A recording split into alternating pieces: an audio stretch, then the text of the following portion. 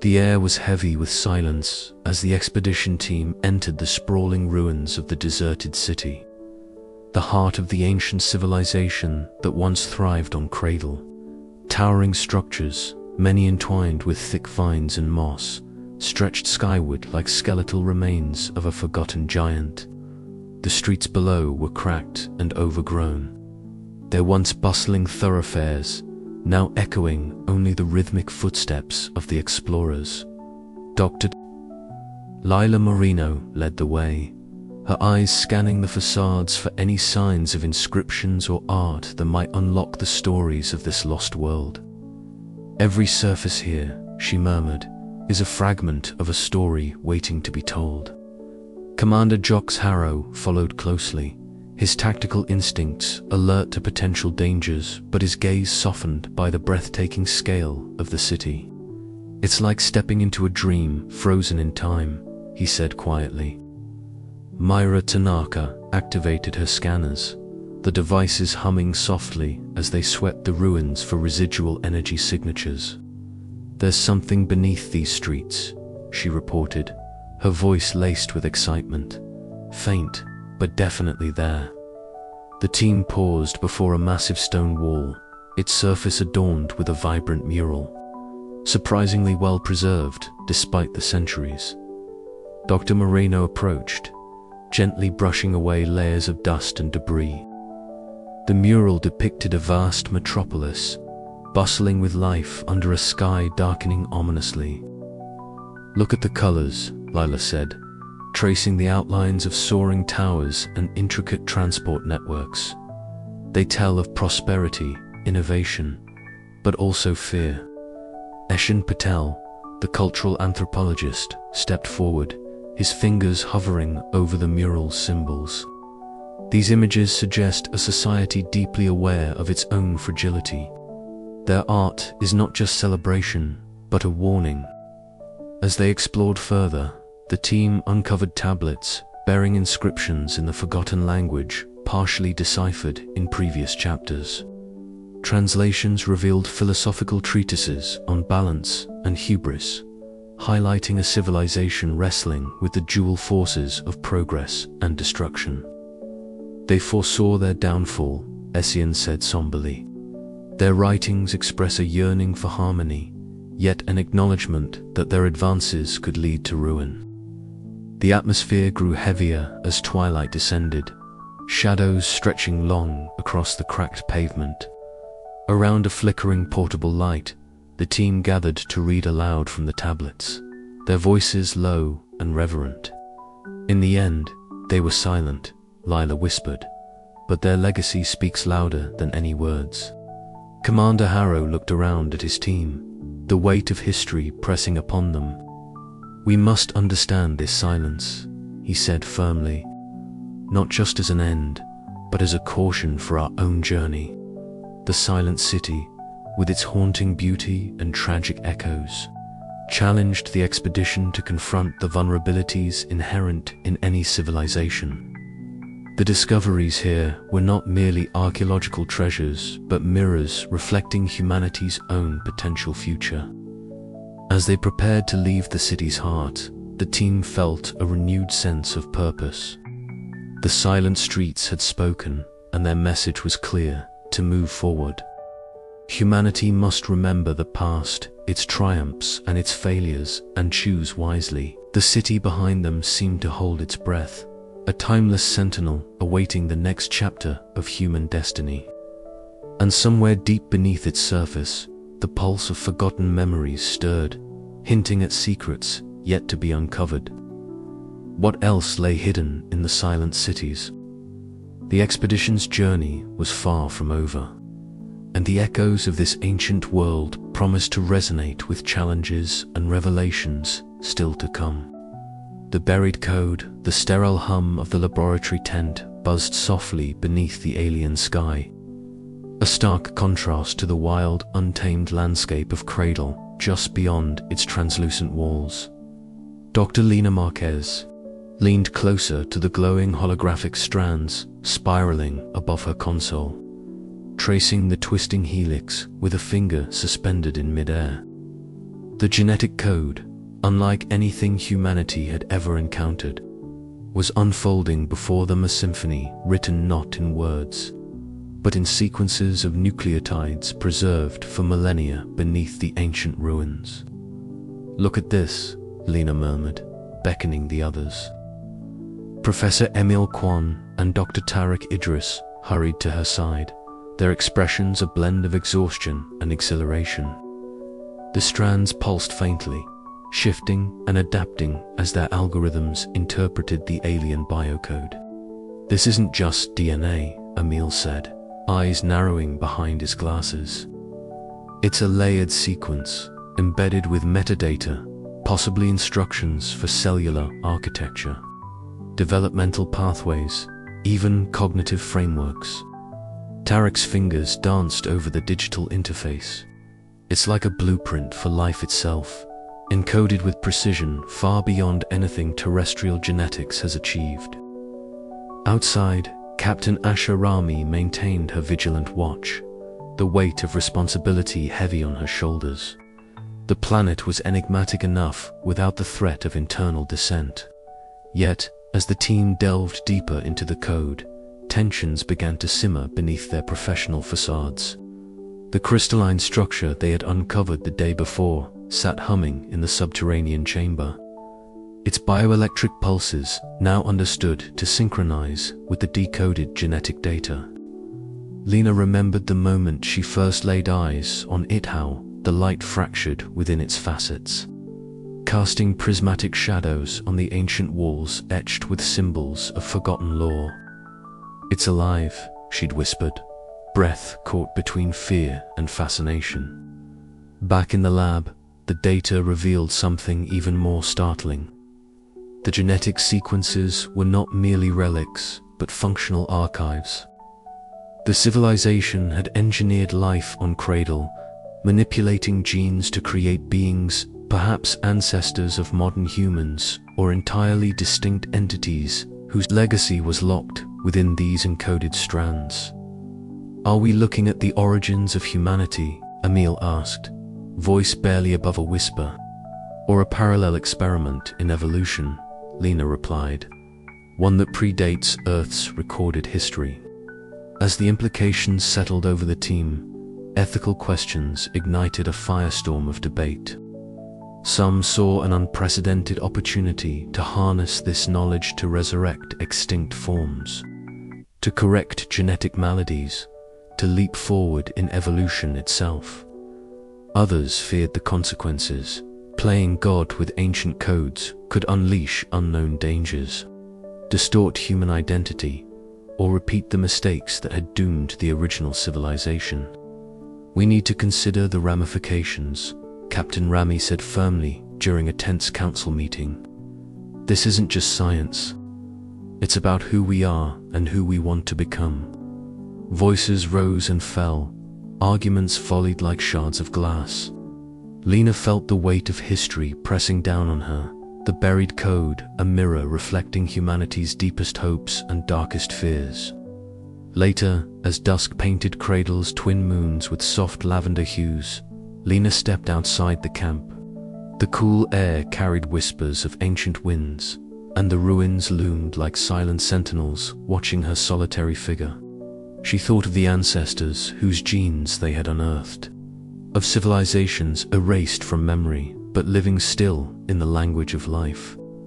Could they resurrect the past without destroying the future? The question lingered in the night, unanswered but impossible to ignore.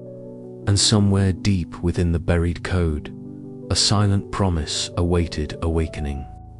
The team's breakthrough began with a painstaking process of cross-referencing the alien genetic sequences with known human and post-human genomes. Dr. Lena Marquez, whose expertise bridged classical genetics and cutting-edge bioinformatics, led the charge.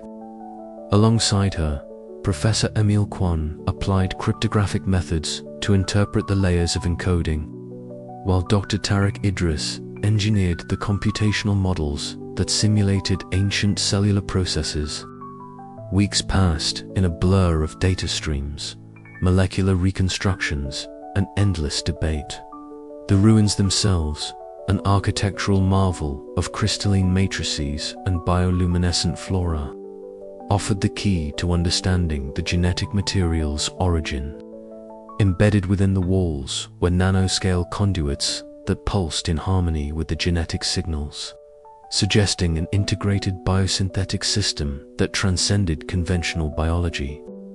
One afternoon, as they synchronized their findings, Lena experienced a moment of profound clarity. The genetic code was not static, it was designed to evolve, to adapt, to respond. It was a living archive, a time capsule of life engineered to endure cataclysms and cultural erasures. This civilization didn't just preserve their knowledge in stone or data, Lena explained to the gathered team. They encoded their very essence in biology, ensuring that even if their history was forgotten, their life could be reborn. The revelations sent ripples through the expedition. Conversations turned from scientific curiosity to philosophical inquiry. What did it mean for humanity to be potentially a product of such bioengineering? Could the modern human race be a chapter in a much older story, one that began not on Earth but on Cradle? Captain Rami, ever the pragmatist, raised concerns. If we proceed to use this genetic code to recreate ancient life, we risk unforeseen consequences. The ecological balance here is delicate, and we don't know how these beings might interact with the current biosphere or with us. Opposing voices argued for exploration and potential benefits. We have a responsibility as the inheritors of this knowledge, Emil said, to understand it fully, to apply it wisely. The debate culminated in an uneasy truce. The team would continue research, but refrain from any attempts at biological resurrection until further ethical guidelines were established. Yet, even as they agreed, subtle changes began to manifest. Some members reported vivid dreams filled with ancestral memories. Others experienced inexplicable physical sensations, as if the genetic code was reaching out beyond the confines of molecular structure. Lena suspected the planet itself, with its living archive embedded in every cell of its ecosystem, was responding to their presence. The buried code was not merely information, it was a call, a beacon to awaken dormant legacies.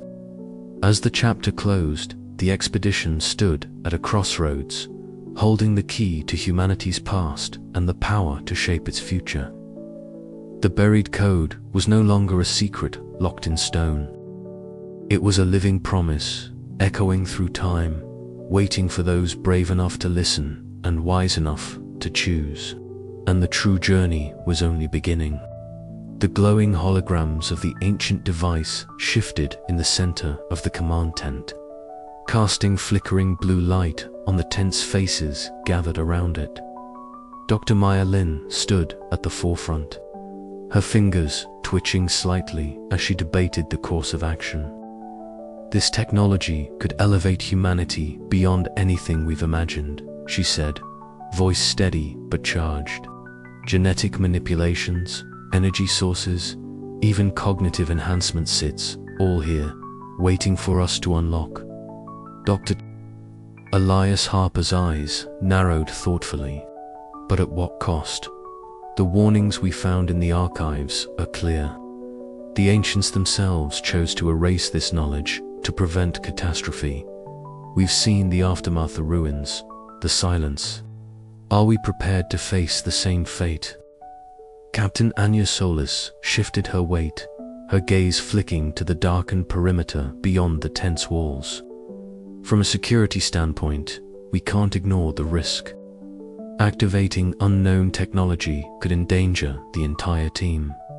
I say we proceed with extreme caution if at all. Jin Park, seated nearby, glanced up from his tablet where symbols glowed softly. The texts caution against interference. They speak of balance, of cycles that must remain undisturbed. Yet, they also hint that the choice lies with those who inherit their legacy. Dr. Felix Navarro clasped his hands together, the lines of worry creasing his forehead. This is more than a scientific decision. It's ethical, philosophical. Do we have the right to rewrite the narrative of human evolution? Or is our duty to safeguard the past, ensuring that history remains a teacher rather than a tool? The team fell into a heavy silence. Outside, the wind whispered through the ruins, carrying with it the weight of countless forgotten years. Maya inhaled deeply, her mind racing through the possibilities and pitfalls. "I propose we establish strict protocols," she finally said. "First, we must understand the technology fully before any activation. Second, we engage in transparent discourse with all stakeholders, including those back on Earth. The decision can't be ours alone." Elias nodded slowly, agreed. But time is a factor. External pressures, governments, corporations, already circling. If we delay too long, control could be lost. Anya's voice softened. "We must also consider the Watchers. If they are truly guardians, their response to our actions could be unpredictable." Jin's fingers danced over his tablet again, projecting a series of ancient images, symbols of thresholds, gates, and cycles. "The crossroads are here, literally and figuratively. Our choice will ripple through time." Felix looked around at the faces illuminated by holographic light, each etched with doubt and determination. "Then let us choose wisely, not as conquerors, but as custodians." As the night deepened, the expedition members debated and deliberated, each argument weaving a complex tapestry of hope, fear, and responsibility. The ancient technology, once dormant, now pulsed with potential and peril. Outside the tent, the planet's silent ruins seemed to hold their breath, watching the fragile human resolve unfold beneath the stars. Somewhere deep beneath the surface, the echoes of the past stirred, awaiting the choice that could awaken or forever silence their legacy. The crossroads had arrived, and with it, the weight of humanity's future hung in the balance.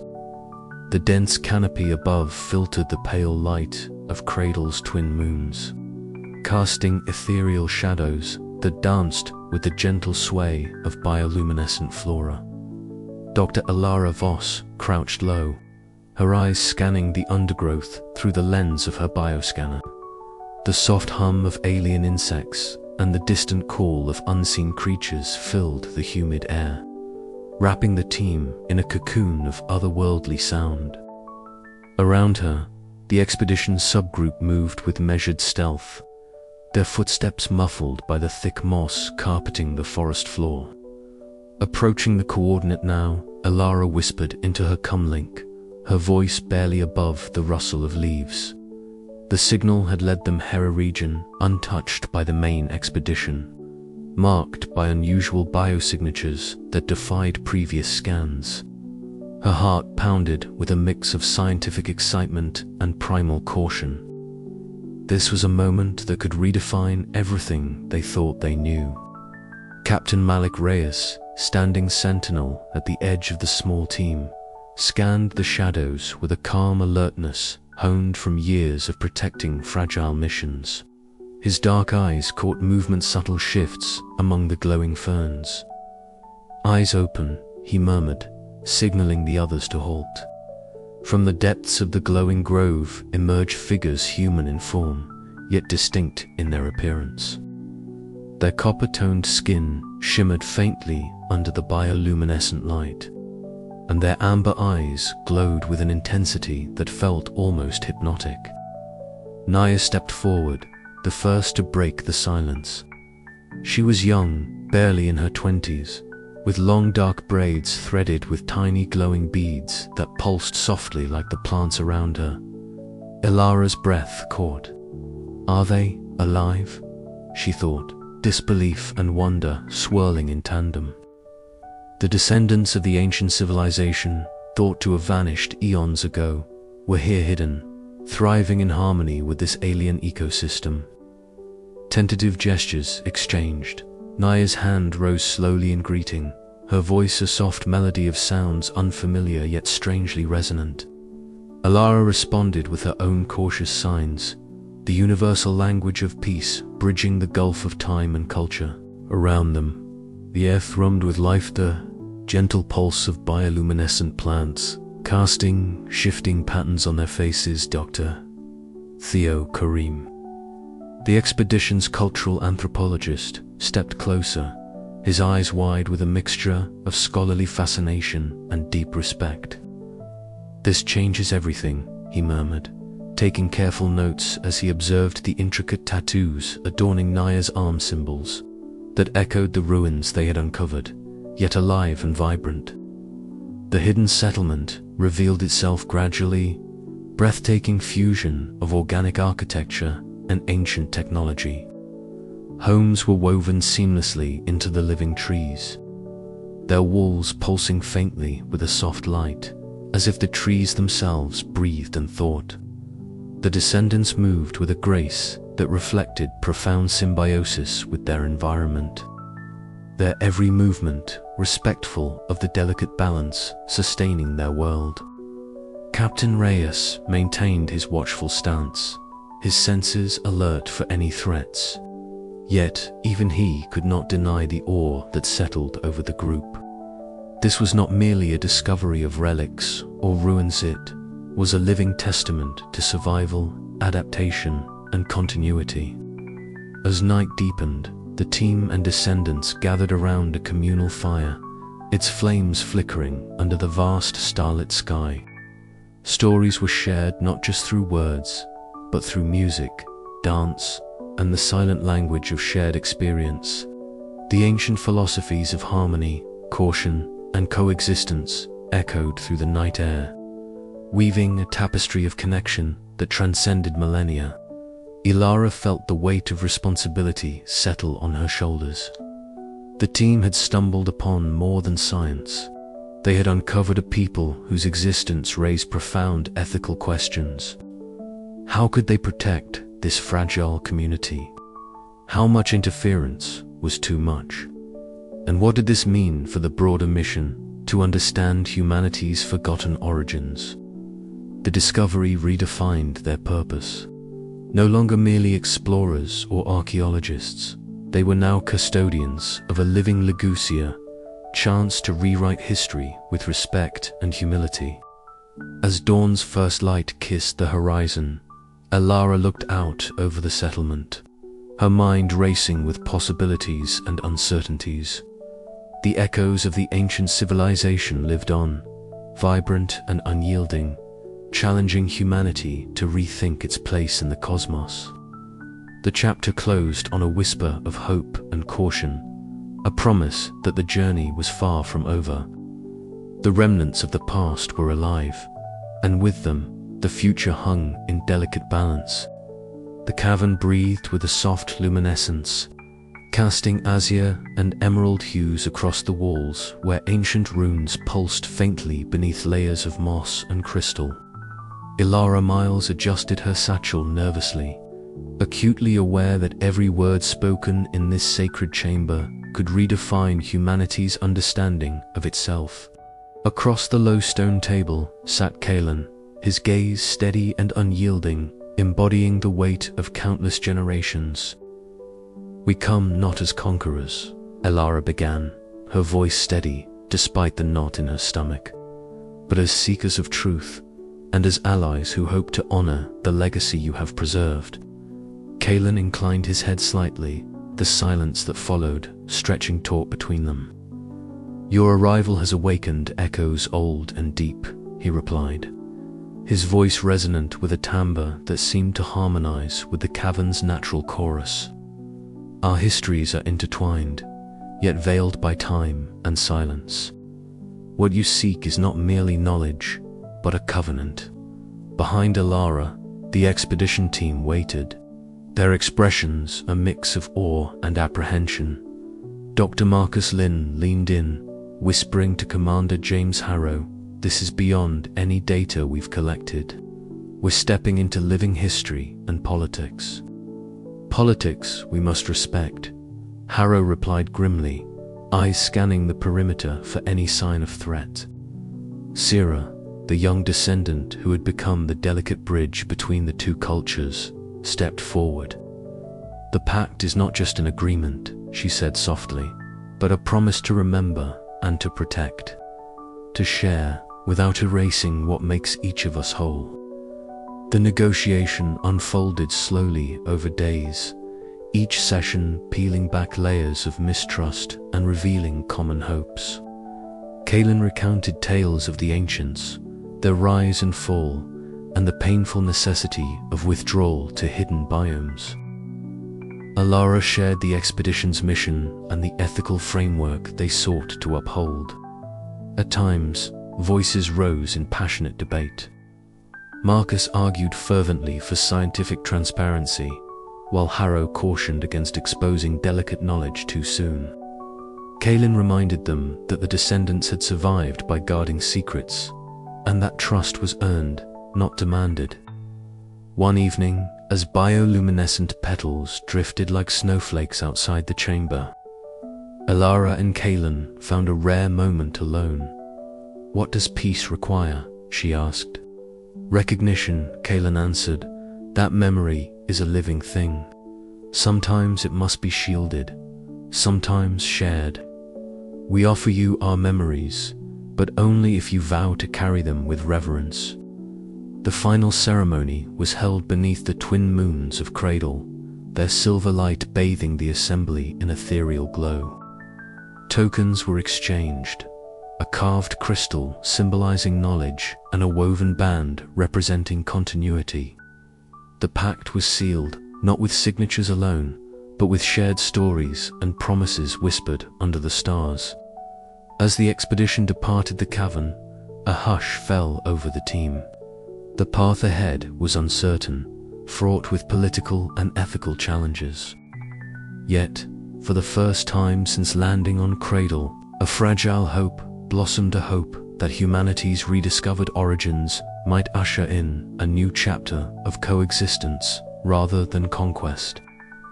Alara glanced back once more at the glowing entrance, feeling the weight of history and the burden of future trust. "This is only the beginning," she murmured. Above, the stars shimmered like silent witnesses to a pact that echoed across time, binding past and future in a delicate dance of memory and promise.